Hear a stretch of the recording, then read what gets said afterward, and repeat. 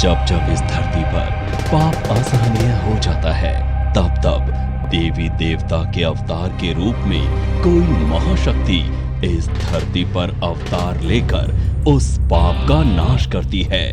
शक्ति से सृजन होता है और शक्ति से ही विध्वंस। शक्ति के बल पर ही हम संसार में विद्यमान हैं। शक्ति ही ब्रह्मांड की ऊर्जा है।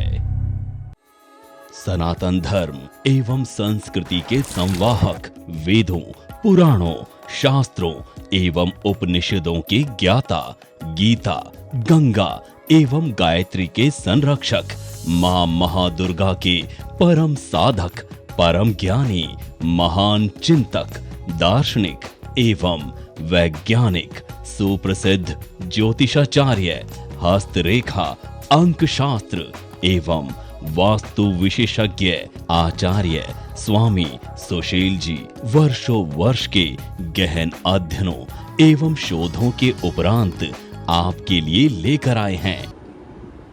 जय मां कामाख्या, आपका बहुत बहुत स्वागत है कामाख्या धाम में। ओम कामाख्याय वरदे देवी नील पर्वत वासिने त्वं देवी जगत माता योनि मुद्रे नमस्तुते। मां कामाख्या के इस महामंत्र के साथ आइए प्रारंभ करते हैं कि मेष राशि वाले जातकों के लिए यह सन 2023 कैसा रहेगा। क्या इसमें शुभता होगी, क्या इसमें अशुभता होगी। लेकिन उससे पहले आइए आपको बधाई देते हैं कि नव वर्ष या नूतन वर्ष आप लोगों के लिए मंगलमय हो, सुख समृद्धि से यह नूतन वर्ष भरा रहे। इसी कामना के साथ आइए प्रारंभ करते हैं और जानते हैं कि मेष राशि में इस वर्ष क्या शुभ है और क्या अशुभ होने जा रहा है, और जो अशुभ है उसके लिए क्या ऐसा उपाय किया जाए मां कामाख्या का, जिसके करके निश्चित इस वर्ष को आप चमत्कारिक रूप दे सकते हैं या बदलाव ला सकते हैं।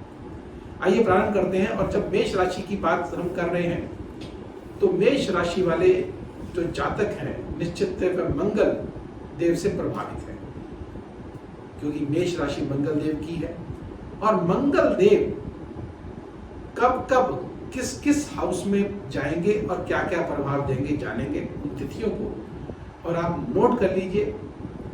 और सबसे पहले जानते हैं कि राहु देव कहां बैठे हुए हैं। राहु देव वर्ष के प्रारंभ में ही लग्न में विराजित है, और जब राहु देव लग्न में विराजित है और 17 तारीख से शनि देव भी कुंभ राशि में प्रवेश कर रहे हैं, और यहाँ से ये दिव्य मंगल शक्ति कवच ऐसा कवच है जिसको प्राप्त करने के बाद और धारण करने के बाद मेरे जीवन में बहुत से बदलाव आए। जैसे कि मैं बहुत परेशान चल रही थी, समय समय घर में बहुत सी ज़्यादा मतलब दिक्कत परेशानी थी। जैसे कि काम, मेरा जिस काम के लिए सोचती थी वो काम होता नहीं था, बनते बनते काम बिगड़ जाता था। मतलब पैसा भी मेरे पास बचता नहीं था, आता तो था लेकिन बचता नहीं था। मन ऐसा होता था कि कहीं मैं कुछ अपने आप कुछ कर लूँ, लेकिन मैं बहुत जगह घूमी, कहीं से भी मुझे कुछ भी इसका मतलब फ़ायदा नहीं हुआ। जब से मैंने सर्वमंगल शक्ति कवच लिया है मेरे जीवन में बहुत से बदलाव आए हैं। काम भी मेरा अच्छा चल रहा है और घर में भी सुख शांति है, पैसों में बचत बरकत है, और जिस काम के लिए जो मेरा बहुत समय से काम अटका हुआ था वो काम भी मेरा पूरा हुआ। तो मैं इनका बहुत बहुत धन्यवाद देना चाहती हूँ, और मैं यही चाहती हूँ कि आप भी इस कवच को धारण करें ताकि आपके जीवन में भी जो दिक्कत परेशानी है वो दूर करें, और आप खुद इसका लाभ धारण करने के बाद आपको दिखेगा। शनि देव की तृतीय दृष्टि लग्न पर पड़ेगी, अर्थात बनते बनते कार्य बिगड़ सकते हैं, दिमागी उलझन बन सकती है। लेकिन उससे पूर्व अकेले राहु देव जब रहेंगे और शनि देव की दृष्टि नहीं रहेगी तो जो हमारा मस्तिष्क है वह खोज से भरा हुआ होगा, अर्थात हम खोजी रहेंगे। नई नई खोजें हमारे मन मस्तिष्क में आएंगी और उसे आप साकार भी कर सकते हैं। लेकिन शनि की जब दृष्टि की बात करते हैं और 17 जनवरी के बाद की बात करते हैं तो यह थोड़ा सा उलझन भरा हो सकता है। लेकिन अगर हम अकेले शनि की बात करते हैं, शनि जहां पर विराजित है, तो निस्संदेह आपके भाग्य में 4 चांद लगा देंगे, नई नई योजनाओं को आपकी बनाएंगे। लेकिन इसके लिए आपको थोड़ा सा राहु को शांत अवश्य करना होगा। जो उसका अशुभ प्रभाव है उसको कम अवश्य करना होगा, तभी आप जो है अपने भाग्य को चमत्कारिक रूप दे सकते हैं। यहीं से जब वो सप्तम दृष्टि से संतान भाव को देखेंगे तो क्या करेंगे, शुभ और अशुभ दोनों प्रकार के मिले जुले आपको असर देखने को मिलेंगे। और लेकिन हाँ, आय के साधन आपके अवश्य बढ़ेंगे, धन धान्य से आप भरपूर होंगे, नई नई योजनाएं आपकी अवश्य बनेगी। और आइए हम बात करते हैं केतुदेव की। केतुदेव सप्तम भाव पर विराजित है, और सप्तम भाव जो कि पारिवारिक जीवन का भाव होता है, प्रेम का भाव होता है, पार्टनरशिप का भाव होता है, मंगल कार्यों का भाव होता है, आय का भाव होता है। और वहां पर केतुदेव यह उलझने पैदा करेंगे, बनते बनते कार्यों को बिगाड़ेंगे, पारिवारिक जीवन में भी और व्यवसाय में भी।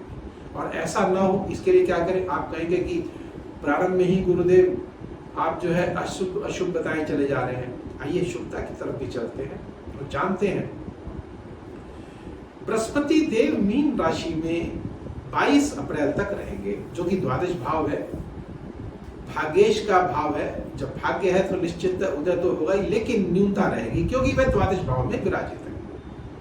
हाँ, 22 अप्रैल के बाद यही बृहस्पति देव जब लग्न में विराजित हो जाएंगे और राहु देव के साथ आ जाएंगे, और 30 अक्टूबर तक ये राहु देव के साथ विराजित रहेंगे, अर्थात गुरु चंडाल दोष भी बनाएंगे। और जब गुरु चंडाल दोष की बात करते हैं तो चंडाल का नाम आते ही रोंगटे खड़े हो जाते हैं कि क्या होगा।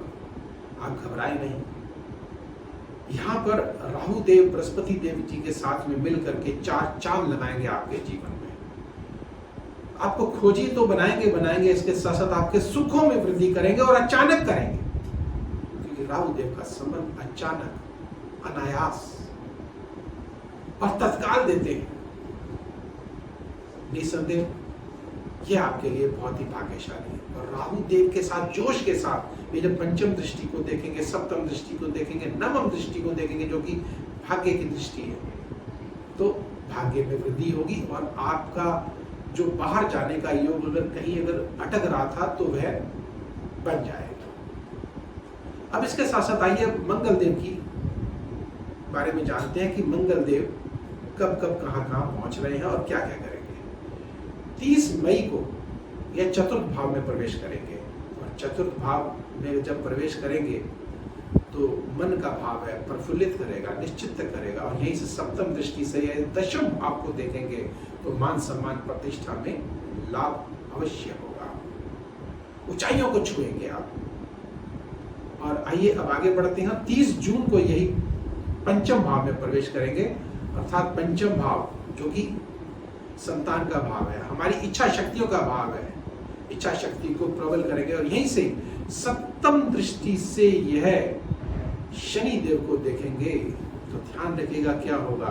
मंगल और शनि जब आमने सामने तो बनते बनते कार्य बिगड़ सकते हैं। आय के स्वामी शनि देव वह दिक्कत पैदा करेंगे, आय में कमी हो सकती है, परेशानी होगी लेकिन मिलेगा जरूर आपको। यहीं से जब 18 अगस्त को यही आगे बढ़ेंगे, छठे भाव में जब मंगल देव पहुंचेंगे तो स्वास्थ्य की दृष्टि से आपको उस समय सावधान अवश्य रहना चाहिए। और ध्यान रखिएगा कि जब यह 16 नवंबर को अष्टम भाव पर पहुंचेंगे तो और सावधान होने की आवश्यकता है, क्योंकि यह पीड़ा का भाव है। और अपने ही घर में जब भी पहुंचेंगे मंगल देव, लेकिन निश्चित आपको स्वास्थ्य की दृष्टि से आपको सचेत अवश्य रहना चाहिए। और कोई ना कोई अपना ही व्यक्ति आपको धोखा दे सकता है, व्यापारिक धोखा आपको मिल सकता है। धन से आपको निश्चित मजबूत होने की आवश्यकता है, अर्थात अपनी गांठ को बांध लीजिए और अपने बुद्धि को बांधिए, धैर्य रखिए। धैर्य जितना रखेंगे क्योंकि यह उत्तेजना पैदा कर सकते हैं। और यहीं से ही जब ये 27 दिसंबर को वर्ष में मात्र 4 दिन 5 दिन रह जाएंगे, तब ये भाग्य स्थान पर पहुंचेंगे, तो भाग्य में वृद्धि करेंगे और गुप्त तरीके से आपको धन की प्राप्ति होगी। तो सन 2024 में फिर बाद में जानेंगे। यह है सन 2023 का आकलन। और मासिक जो है वह आप जब देखेंगे तो निश्चित है वह भी आपको मैं समय समय पर डालता रहूँगा। आपको अगर ये वीडियो पसंद आया हो लाइक करें, सब्सक्राइब करें और बेल बटन को अवश्य दबाएं। लेकिन इसके साथ साथ आपको एक महत्वपूर्ण जानकारी सूचना देना चाहता हूँ कि अगर आप अपने जन्म दिवस पर, सालगिरह पर कोई पुण्य कार्य कराना चाहते हैं, हवन यज्ञ कराना चाहते हैं या चंडी पाठ कराना चाहते हैं, जो कि कामधेनु गाय के समान है कलयुग में, अर्थात सभी मनोकामनाएं पूर्ण करते हैं चंडी पाठ। और इसके साथ साथ जो हमारे ग्रहों का दोष भी है वह भी निश्चित समाप्त हो जाता है। और चंडी पाठ के बारे में अगर अधिक जानकारी लेना चाहते हैं तो मेरा दूसरा वीडियो भी है जिसमें आपको यह पता लगता है कि किस अध्याय से क्या लाभ हमको मिलने जा रहा है। आप उसी का अध्याय का पाठ कराएं और आप पुण्य के भागी अवश्य बनेंगे।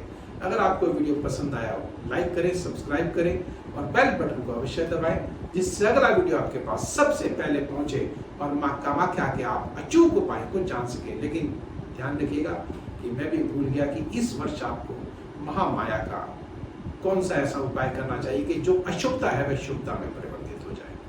तो निश्चित 3 मुखी रुद्राक्ष को लीजिएगा, काम्या सिंदूर उस पर लपेटिएगा और व्हाइट कागज में लपेट करके सिर के तकिए के नीचे रख लीजिए मंगलवार को। लेकिन और बुधवार को प्रातः काल में सुबह सुबह जलाशय में किसी में प्रवाह कर दीजिएगा, लेकिन अपने ऊपर से 7 बार जरूर घुमा लीजिएगा। और एक विशेष जानकारी, क्योंकि इसके लिए बहुत जरूरी है कि सूर्योदय से पूर्व इस कार्य को करना नितांत आवश्यक है। अगर आप इस कार्य को करेंगे तो निश्चित मां कामाख्या की कृपा से आपकी यह मनोकामनाएं अवश्य पूर्ण होंगी और साथ ही साथ इस वर्ष को आप मंगलमय बना सकते हैं। और उस महामंत्र को एक बार फिर पुनः मैं आपको बता देता हूँ। ओम कामाख्यै वरदे देवी नील पर्वत वासिने त्वं देवी जगत माता योनि मुद्रे नमस्ते। इस महामंत्र के साथ आप कार्य को करें, निश्चित मां कामाख्या की कृपा से आपके सभी मनोरथ अवश्य पूर्ण होंगे। तो अब मुझे दीजिए आज्ञा। जय माता।